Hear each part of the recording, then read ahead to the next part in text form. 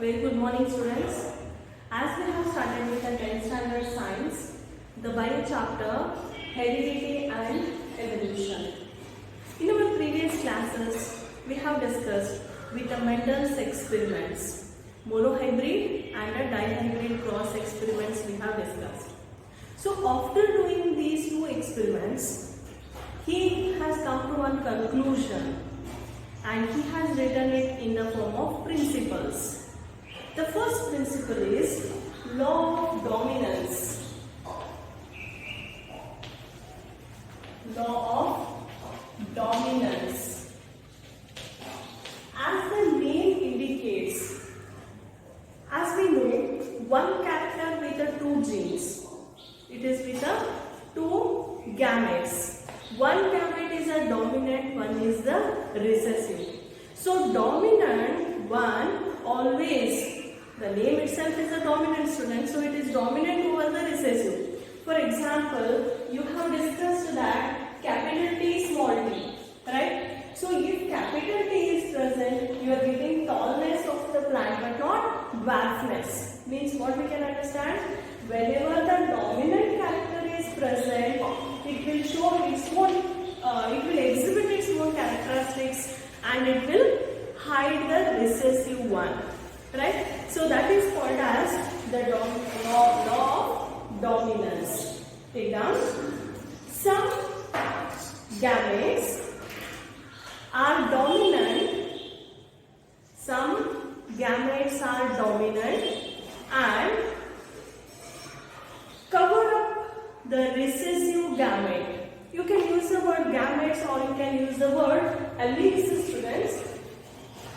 Alleles. Alleles are nothing but the genes what you used to say, or gametes what you used to say, the same meaning will come. So alleles we will use. So one allele is dominant, one allele is recessive. So dominant will hide the recessive one, it will cover the recessive one and it will express its own characteristics. So that is called as the law of dominance. Right? The second principle is law of segregation. The second one, law of segregation. See the name segregation. Segregate means to separate. So what he said in this, as we know, one organism with the two alleles, right? See this only, height of the plant. If you are taking, you are writing capital T or capital T small t, means you are showing the two alleles, right? So these alleles, if they segregate, if they separate also, no problem, they will exhibit their own characteristics, right? See here, if only small t is there, then what happens? Small t is separated from the capital T, but still it will exhibit its own characteristics. So that is called as law of segregation. If you separate the two alleles, right? But still they are expressing, they are exhibiting their own characteristics. That is the second principle called as law of segregation. Right? The third one, law of independent assortment. Law of independent assortment. What is independent assortment? Again, the same meaning will come, students. Two alleles are there, but both the alleles are independent with each other. They will exhibit their own characteristics. That is the meaning called as independent assortment. Right? Take down. Alleles found on separate chromosomes are inherited. Hope you know the meaning. Transferred to the next generation. Are inherited independently of each other. So both the alleles are independent with each other. They will transfer to the next generation. So that is the third principle called as law of independent assortment. So students, Mendel after doing many experiments on the pea plant, like monohybrid cross, dihybrid cross, what is his conclusion? The conclusion is law of dominance, law of segregation, and law of independent assortment. So these principles he has given after the experiments. Right, students? Take down.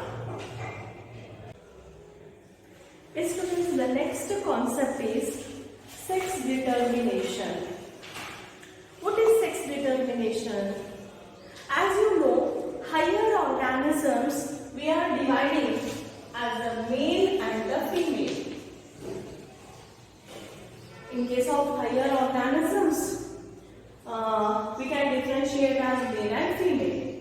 So how to identify genetically, according to the genes, if you want to identify the male and female, how to identify, how to determine, that is the concept called as sex determination. Hope you know, students, in case of human beings, we have 46 chromosomes, right? We have a 46 chromosomes. You can tell them as a 46 chromosomes or 23 pairs of chromosomes. As you know, chromosomes are always in a pair. So you can express it as 23 pairs of chromosomes. Among 23 pairs of chromosomes, how we are dividing? 22 pairs plus 1 pair. 22 plus 1 is separate. What about these 22 pairs of chromosomes? These are called as somatic chromosomes. Somatic chromosomes. Somatic in the sense, your face color, hair color, eye color, whatever resemblance we find from the parents to the next generation, that is through the 22 pairs of chromosomes. Okay? This another one pair of chromosome, this is called sex chromosome. Two are there. We have named them as X and Y. The sex chromosomes are named as X and Y. Okay. So this 22 plus X and Y you find it in male. In case of male, X and Y you find. Coming to the female, 22 pairs. Okay. This is same in both. Plus 1 pair of sex chromosome is there, my students. That we have named as X and X. Right? X and X means both are same in this. If the chromosomes are same, we are calling it as homozygous condition. Homo means the same. Okay? Zygous. Homozygous condition means same chromosomes. For example, capital T, if I write, what you are going to call?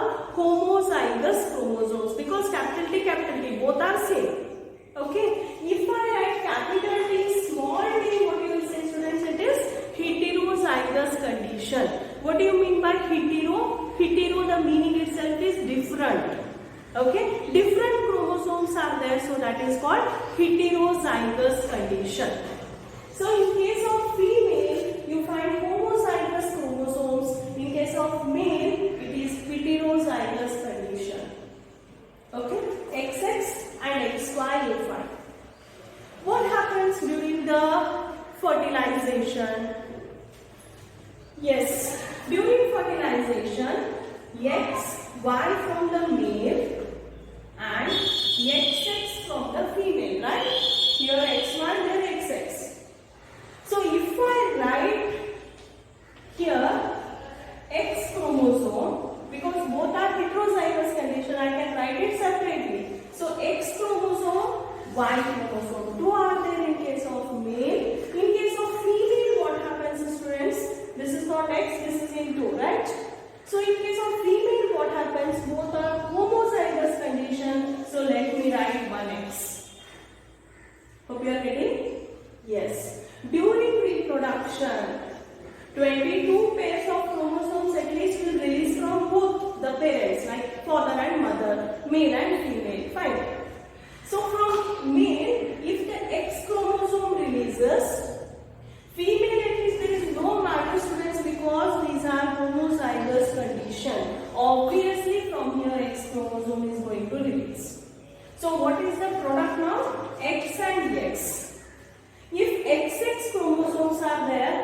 me whether it is a male or female. Yes, it is a female. The next generation child will be female, girl baby. Right? Okay. If it is going to release the Y chromosome, the male, if it is releasing the Y chromosome, from the female at least it is X chromosome, so it is X and Y. 22 pairs plus 1 pair, that 1 pair is X and Y. If it is X and Y, what students? Here already we have mentioned, it is a male. It's a boy baby. Right? So XX female, XY male.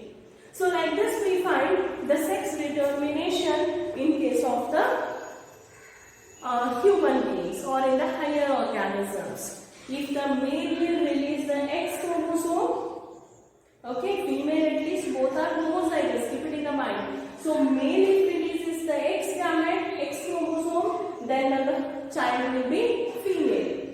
Okay. If the male releases the Y, then the child will be the male. So XX means female, XY means male. Like this we find the genetically transferring of or identifying of the sex, that is called as the sex determination. Right? Hope you are understanding. Exam point of view, it is very important students. Many times they have asked for the exams. Okay? So hope you are understanding. Take down the chart.